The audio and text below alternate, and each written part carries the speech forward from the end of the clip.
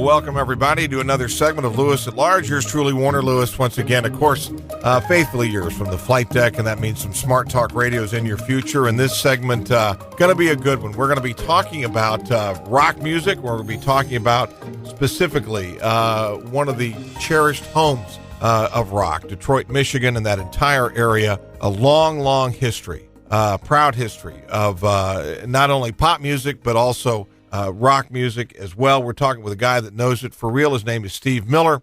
You may have known him from a band called The Fix a few years ago, but now he's put down the musical instruments. He's a journalist and author of several books, most of them on music, but a wide variety of things. And we are currently talking about a new work from him called Detroit Rock City, The Uncensored History of Rock and Roll in America's Loudest City.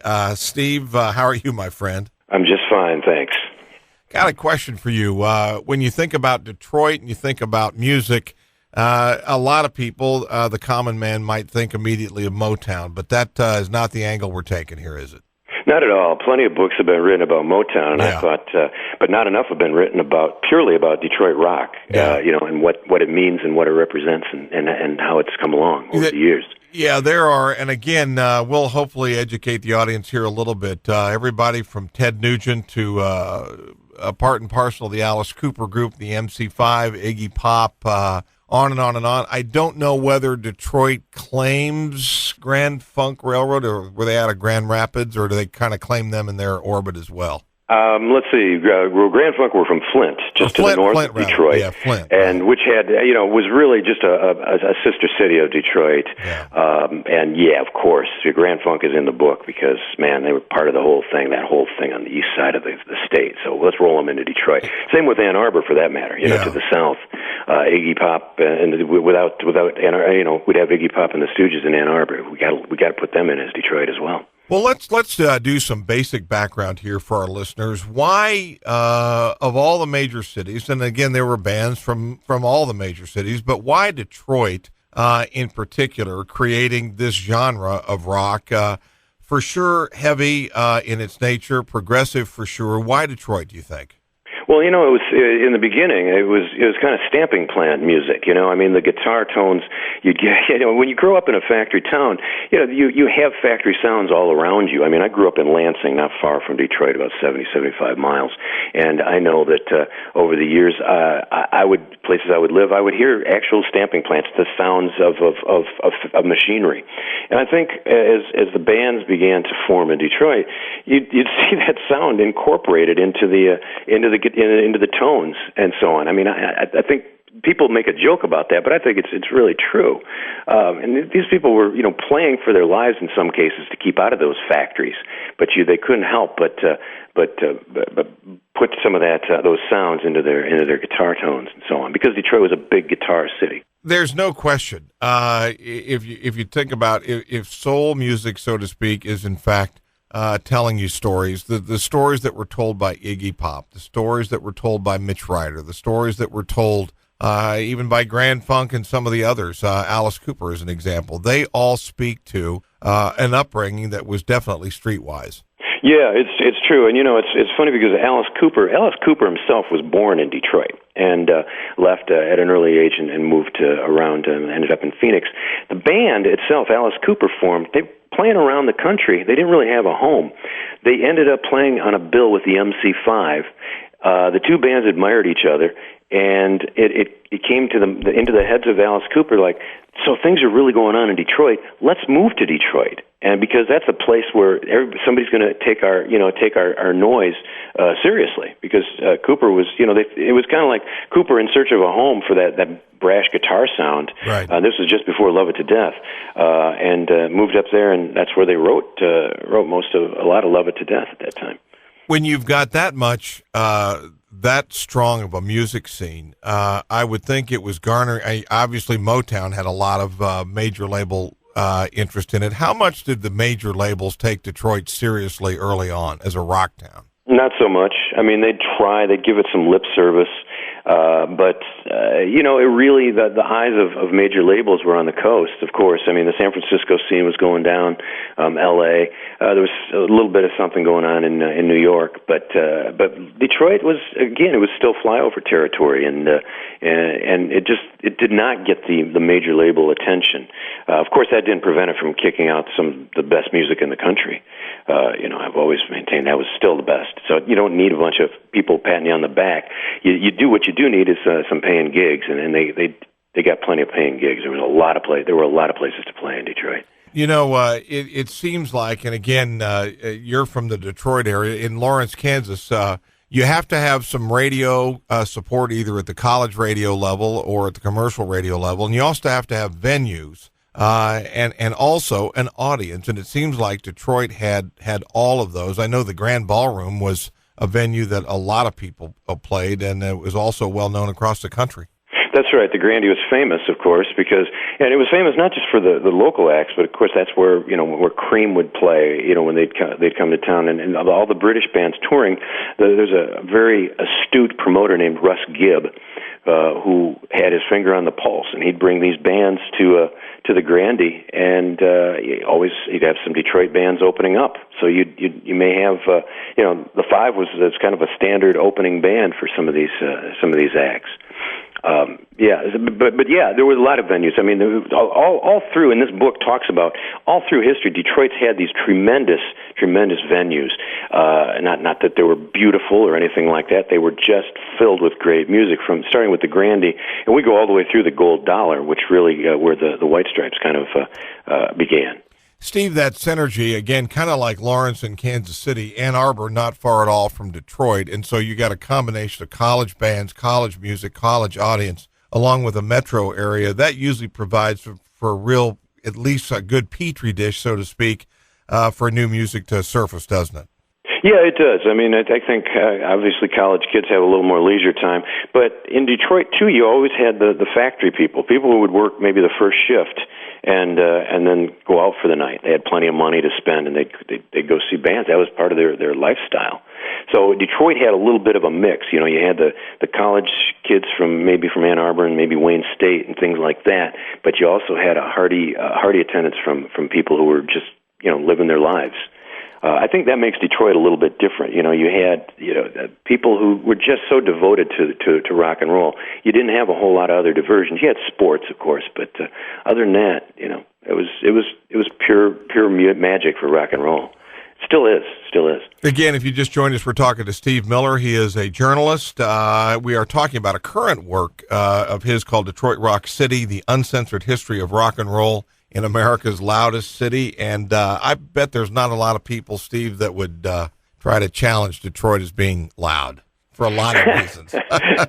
I don't think so. I mean, I hope not anyway. I mean, it really, truly is. It's just got that a wonderful legacy of just, again, I thought, what do? They take the basic guitar sound you might hear out of a band in Cleveland or something, and then they mess it all up, and they make it big and brawny and of course loud. Which is part of big and brawny. Well, let's do this. We probably should have done this at the beginning. We've been sort of talking bits and pieces here, but again, for our Lewis at Large listeners, give us a laundry list of the bands, of several bands that that they have heard of, and whose stuff that they know quite well.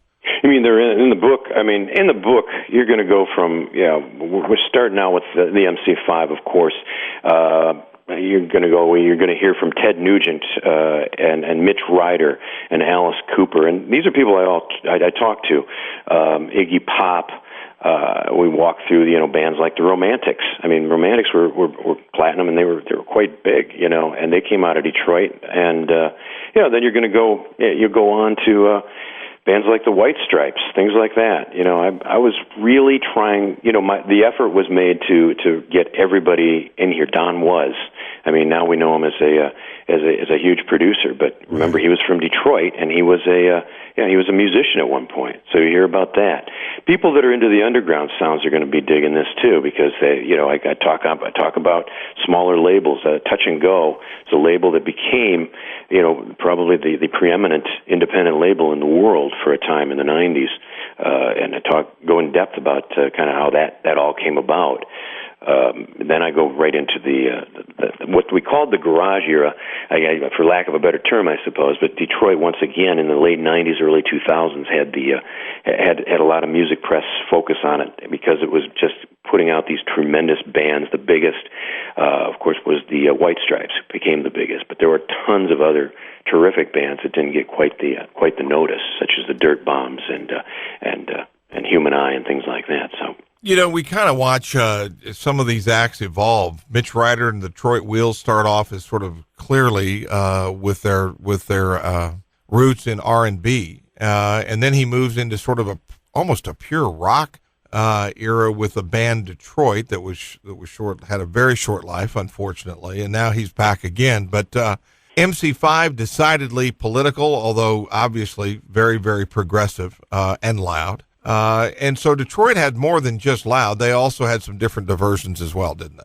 Oh, of course. I mean, even you look at Mitch Ryder's band. You're talking about Mitch Ryder's band, Detroit, which is featured in the book because that was really Mitch Ryder's, maybe his last chance to really. That was the band that could have been platinum, I think, somehow, and that's, I think, what Mitch aspired to. Of course, being the biggest rock and roll singer in the world, and of course, the band blew up. Did one tremendous album, self-titled, and then blew up. But yeah, there is a diversity of sounds throughout. Even when you're loud, you can still have a diversity of sounds.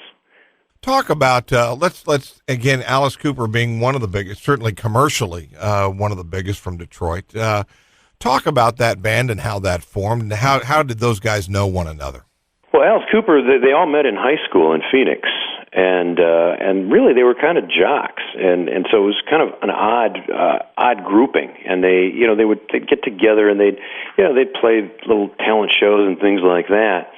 But at the same time, the psychedelic era was taking hold, and Phoenix I've always considered Phoenix kind of a suburb of Los Angeles. Yep. And so they migrated over to L.A., they started playing gigs, and they got very strange, ideas, and which was real cool. I mean, they wanted to set themselves aside. And so you listen to their first couple albums, and they're more psychedelic and disjointed than anything else. But pretty soon, they when they started seeing these other bands, and especially in Detroit, they were really influenced heavily when they started seeing some of these Detroit bands, and more than anything, when they moved to Detroit, the north suburb of Detroit, and got a farm where they practiced 8 hours a day. They lived in a house. In the book, it talks about how they lived in a house across from an insane asylum, and they'd open the doors during the summer when they practiced, and that's where the song "Dead Babies" was hatched. Where they practice it, and if the inmates were yelling for it and applauding, they said, well, they knew they had something good, and that was a song that was born there. That was their test audience, huh? Yeah, that was their test audience, and it worked out very, very well. But in the book, it talks about when their breakout album, "Love It to Death," which 18 was on, the big hit, how their producer came out, this kid, from Toronto, came into town and said, well, I got to go out and meet these guys, and talks about how strange a place they lived in. And it was a rock and roll house, 1970. Yep, there are a lot of those around the country. Yes. Let's go down to the band house. They've always got something fun going on down there for sure.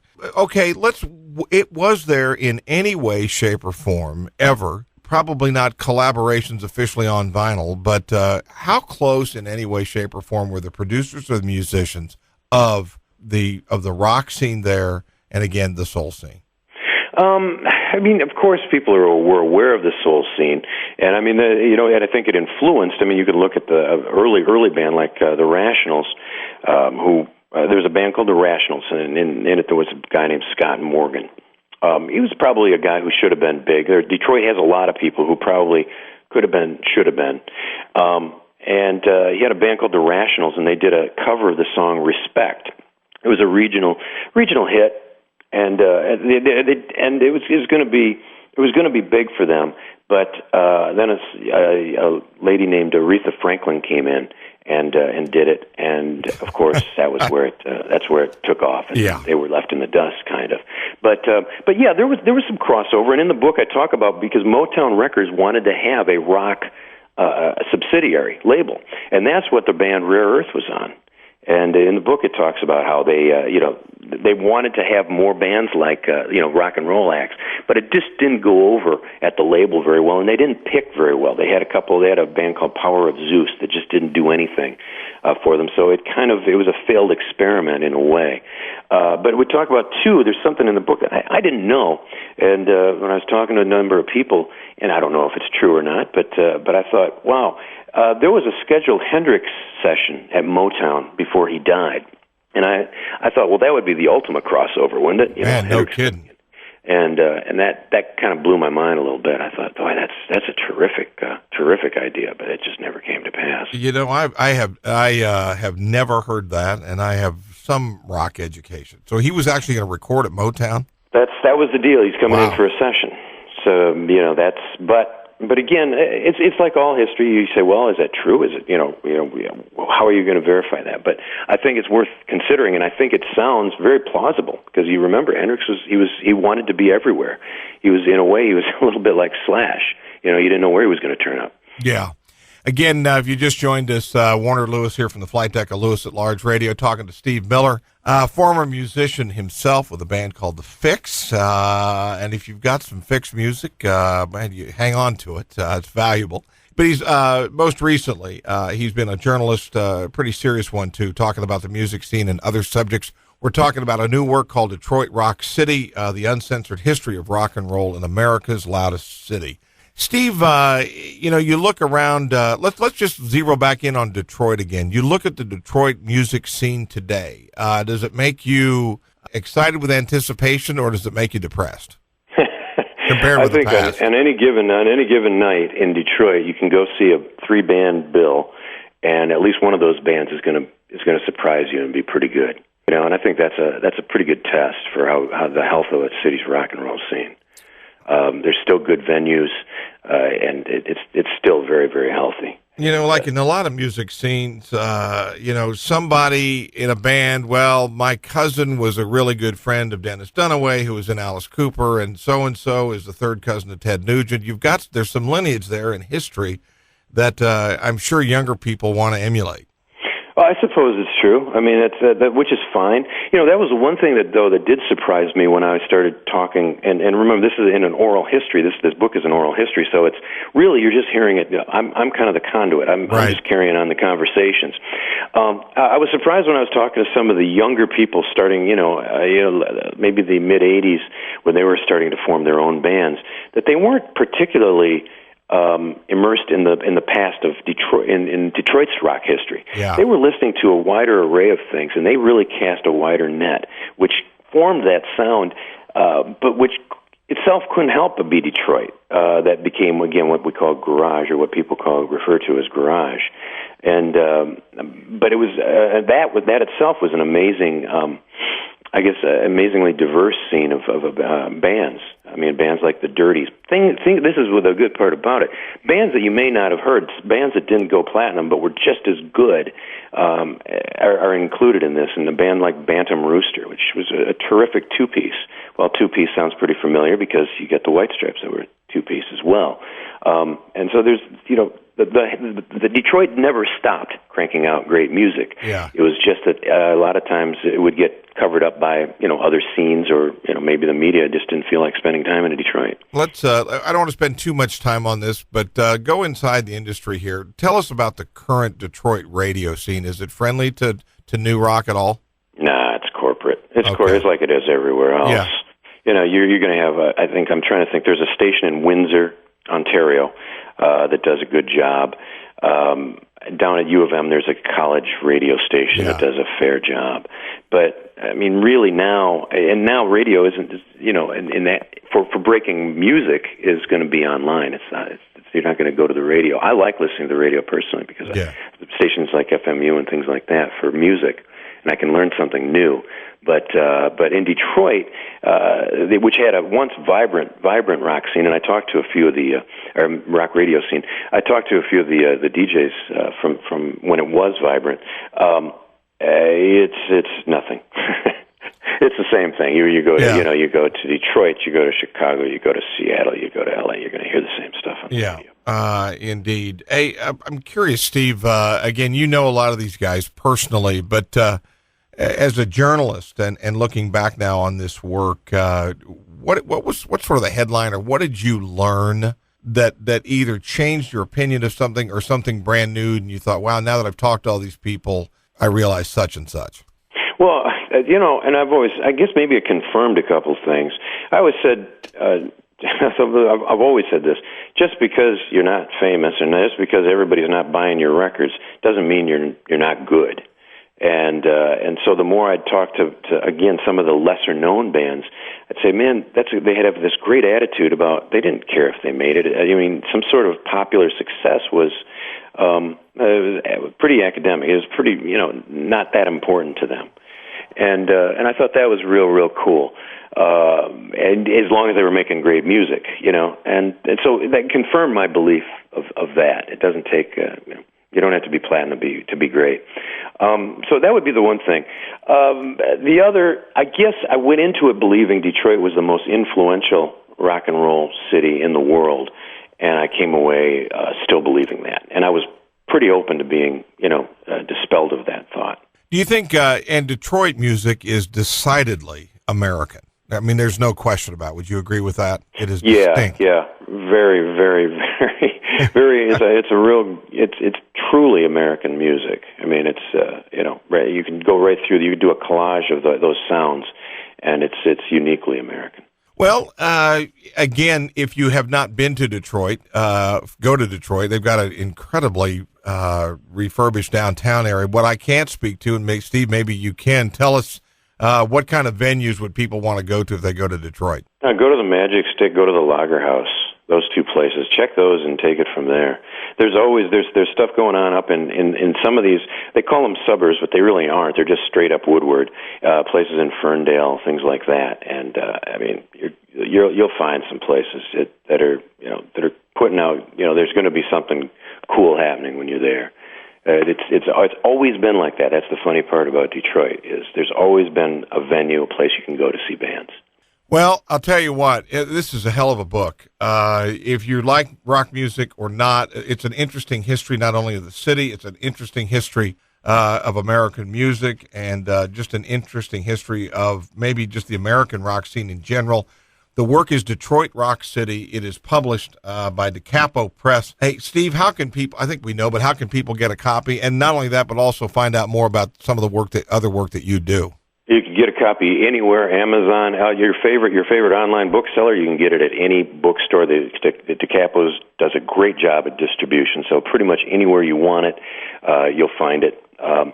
You can know more about me at avalanche50.com, AVALANCHE 50.com. And, go to Amazon. I got an Amazon page as well. You can buy all the books. I've done 3 true crime books for Penguin Berkeley.